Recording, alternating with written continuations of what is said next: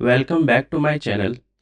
आज हम बात करेंगे what should everyone know about option buying trading. तो मैं इस टॉपिक पे बात करने वाला हूँ आज, जिस पे जितने भी बिगिनर ट्रेडर होते हैं ना, बिगिनर हो या फिर एक्सपीरियंस हो, it's not a matter. What should everyone know about option buying trading. ठीक है। तो अगर एक आप ऑप्शन बायर है ना, तो आपको कुछ बातों का ध्यान रखना पड़ेगा। जब भी आप स्ट्राइक प्राइस से in the money call buy करेंगे ना, तो आपका प्रोबेबिलिटी ऑफ चांसेस विनिंग का ज़्यादा होगा। तो सबसे पहला पॉइंट ये है, always try to buy in the money. In the money call, call हो या फिर पुट हो, always try to buy in the money call और पुट, जिसपे आपकी विनिंग प्रोबेबिलिटी है वो मैक्सिमम होगी। Okay. In case in case आप ट्रेड में हैं और आपने एट द मनी का लिया है, अगर आपके अगेंस्ट में कैंडल जा रही है, तो आपका क्या होगा ना, प्रीमियम डिके होगा। ठीक है। और इन द मनी में रहेंगे तो आपके स्पोर्ट चार्ट के साथ वो उतना डिके नहीं होगा। जितना स्पोर्ट चार्ट चल रहा है वैसे ही वो मार्केट कहीं ना कहीं चलेगी। अगर आप आउट ऑफ द मनी ले लेते हैं तो आपका उसमें मैक्सिमम पेपल का लॉस होता है। ठीक है। तो आपको हमेशा इन द मनी स्ट्राइक में रहना चाहिए। ठीक है।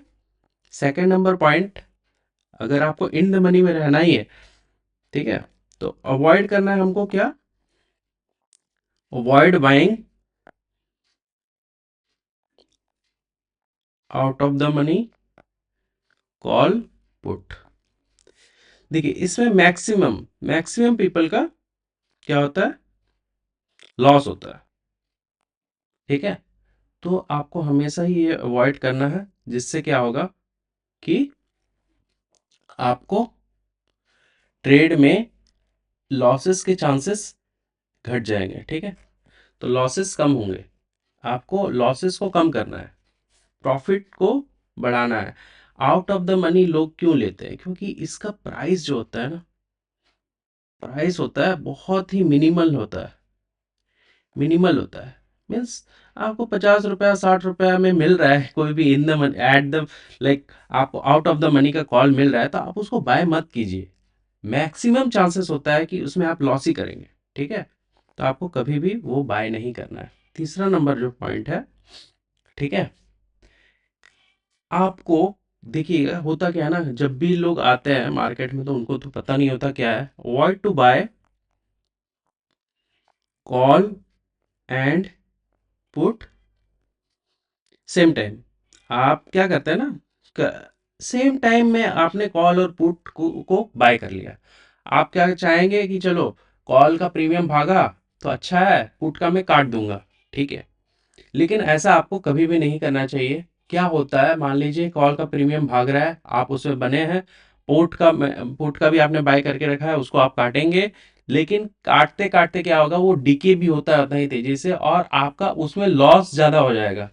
पुट में आपका लॉस ज़्यादा दिखेगा और कॉल में आपका प्रॉफिट कम दिखेगा, क्योंकि कॉल का प्रीमियम, जैसे मान लीजिए आपका स्पॉट चार्ट 300 पॉइंट भागेगा ना, तो आपका 100 पॉइंट ही भागेगा प्रीमियम का चार्ट।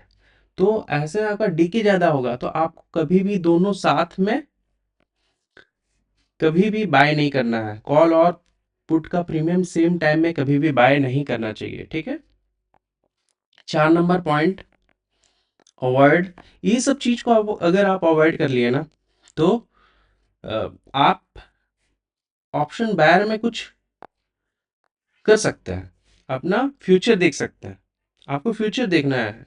ठीक है। ये नहीं कि आपने आया एक्सपायरी के दिन, आउट ऑफ द मनी का कॉल ले लिया, 2 रुपया 3 रुपया का आ रहा है, बढ़ गया तो वो आपको प्रॉफिट हो गया। आपका 7 दिन लॉस होगा, 2 दिन प्रॉफिट होगा।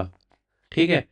तो आपको मैक्सिमम की तरफ जाना है ना कि 7। आप अगर अगर आउट ऑफ द मनी नहीं लेते, इन द मनी लेते हैं, तो आप 7 बार आप जीत सकते हैं और 3 बार आप हार सकते हैं, ठीक है?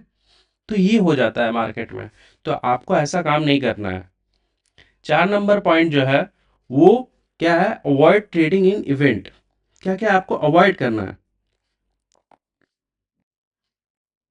देखिए, इवेंट में आपको ट्रेडिंग अवॉइड करना चाहिए। देखिए, मैं इसलिए बोल रहा हूँ, अभी हाल में ही आरबीआई का पॉलिसी आया था जिसमें आपने देखा कि मार्केट में कितना तेजी से मार्केट नीचे गया, ठीक है? और ठीक ठीक तीसरा मिनट में, 3 मिनट में फिर वो वहीं पे आ गया जहां से वो नीचे गया था। तो आपको ऐसा नहीं करना है। इवेंट में प्रीमियम कहाँ जाएगा, एक एक स्पाइक लगाएगा फिर वहीं पे आ जाता है, तो आपको पता भी नहीं है।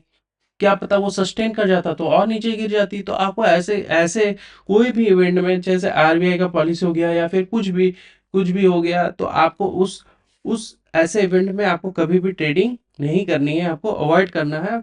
वो इवेंट हो जाए, जैसे 10 बजे था, तो 10 बजे 11 बजे आप ट्रेड कर सकते थे, लेकिन आप एग्जैक्ट 10 बजे करेंगे ना तो आपका प्रॉब्लम है। 9 बजे कर सकते थे आप, 9:30 10 बजे से पहले तक कर सकते थे। जैसे ही 10 बजे आई उस टाइम आपको अवॉइड करना चाहिए, ठीक है?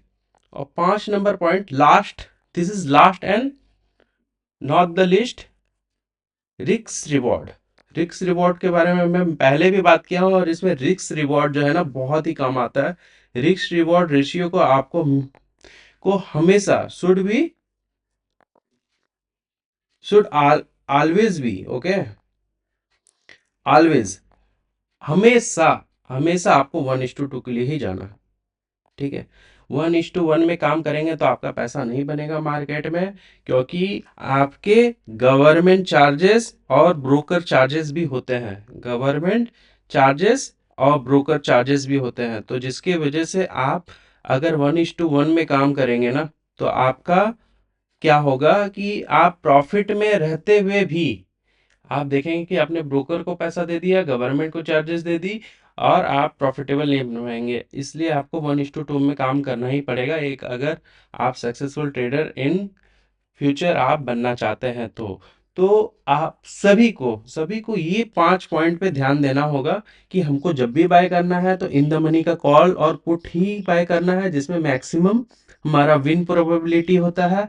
हमको आउट ऑफ द मनी को बाय नहीं करना है, क्योंकि इसमें मैक्सिमम पीपल लूज ही करते हैं अपना मनी, ठीक है? मनी को अपना लूज ही करते हैं, ओके? एंड कभी भी हम लोग को कॉल और पुट सेम टाइम पे बाय नहीं करना चाहिए, ठीक है? क्योंकि आप सोचेंगे कि चलो कॉल वाला प्रीमियम भाग गया तो उसमें हम रुके रहेंगे, और पुट वाला रुक गया तो उसको कट कर देंगे, लेकिन ऐसा नहीं हो पाएगा। आप कंफ्यूज हो जाएंगे और आप देखा जाएगा तो आप ट्रेड को मैनेज नहीं कर पाएंगे। ट्रेड को मैनेज करना भी बहुत इंपॉर्टेंट होता है। आप देखिएगा, मैं अपना लाइव ट्रेडिंग सेशन डालते रहता हूँ, आप उस पर देख के समझ सकते हैं कि मैं किस तरह से ट्रेड को मैनेज करता हूँ। और अपने इवेंट, कोई भी इवेंट पे अगर कोई इवेंट चल रहा है उसमें आपको ट्रेडिंग अवॉइड करना है। और 5वां नंबर पॉइंट है, आपको हमेशा रिस्क टू रिवॉर्ड को 1:2 पे जाना ही होगा, अदरवाइज आप मार्केट में काम नहीं कर पाएंगे, ठीक है? तो इस पॉइंट को ध्यान रखिए, और यहीं पे मैं क्लोज करता हूँ। Thank you.